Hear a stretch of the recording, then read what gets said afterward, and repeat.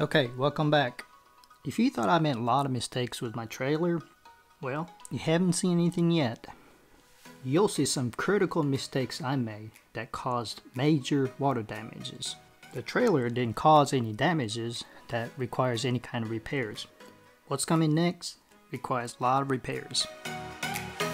Before I talk about the actual damages I found, I think I should talk a little about the designs of our camper so you know why I chose to do certain things the certain way.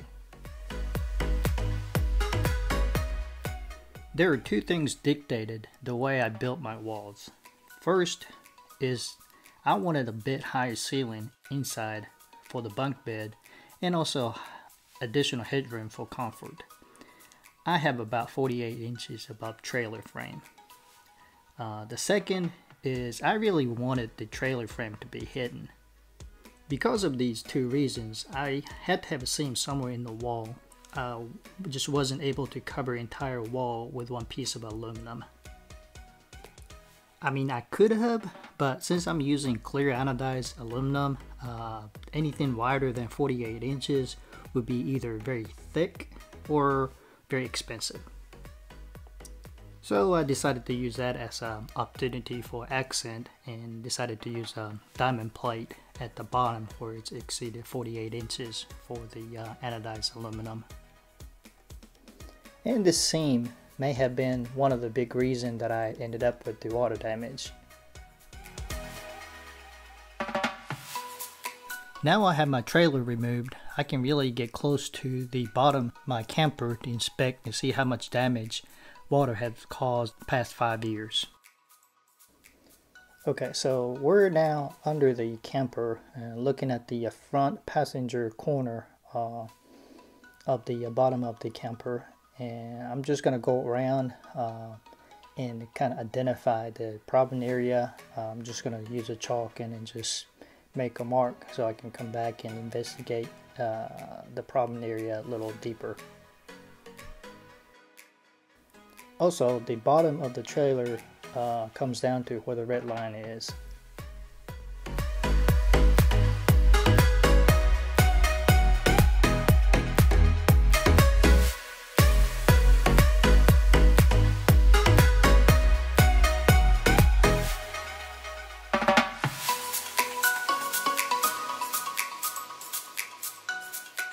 See the way some of the plywood's been delaminated and peeled off, so I'll need to address that. And this whole section here, this hole here is for the storage under the door. Originally designed, was thinking anyway, I had a door there will pop open and that'll become a step to help kids climb into the camper. But I believe when I cut that opening there, I did not epoxy the cut. I mean, that's big oops. I mean, I epoxy the outside, and then want to say that I epoxy the bottom, but I'm not so sure. But you can see everything just kind of falling apart. And the good thing is, I mean, there's nothing good about that damage, but I am going to redo that opening, so most of that bottom side is going to be removed anyway. And looking at the driver's side, very similar issue.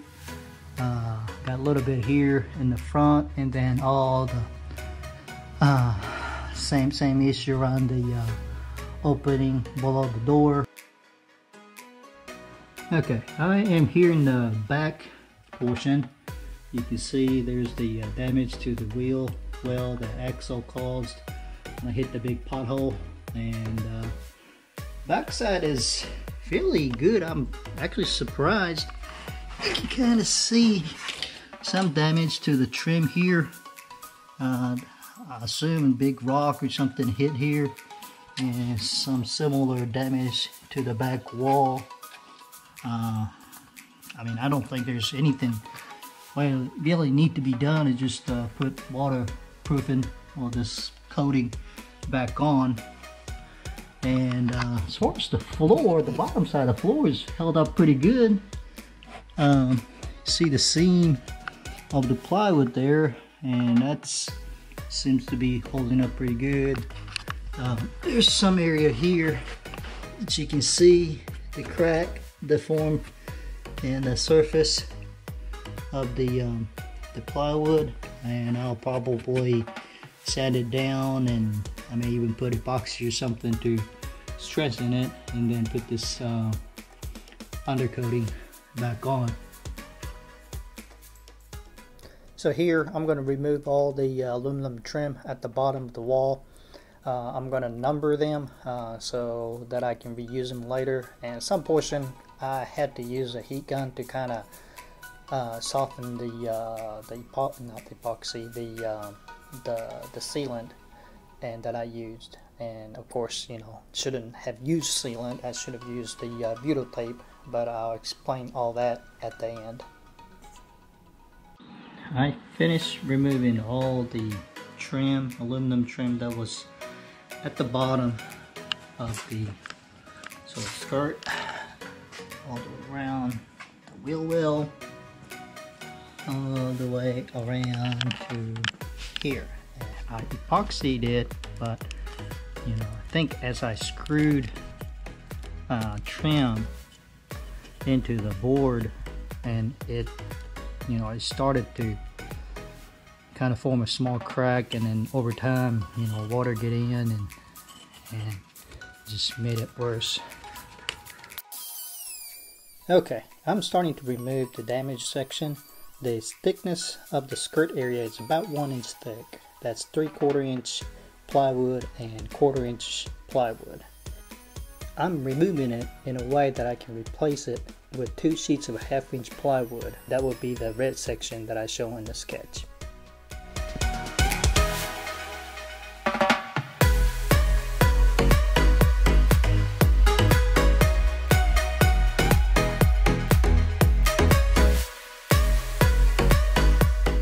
The tools that I'm using here is a handheld palm router with the pattern bit, and then to actually cut it off, I'm using the multi-tool with the cutoff blade. Now that I have the piece removed, and I can actually see the backside of this diamond plate aluminum, and the thing that I'm scraping there is actually oxidation that's formed on the backside of the aluminum. Well, it's obvious that the water is causing the oxidation. Water is getting through somehow to the backside of the aluminum and getting trapped. And more than likely, those oxidation spots are where adhesive pockets are trapping the water. The biggest reason is that I use the sealant instead of butyl tape, and for the trim and anywhere where I attach the aluminum, and that was a big mistake. And the reason that I used sealant was that, and remember, it was in the colder month, and butyl tape got so hard and it was just so hard to work with. But the trick is, when you apply butyl tape in a colder month when it gets hard, use a hairdryer or heat gun to heat it up and make it soft before you apply it, and that can be done. And also there is some sign of water coming from the top, and I think it's coming from the top of a diamond plate where I have my J mold, and for that I think I'm gonna have to caulk at the top using some of the RV sealant.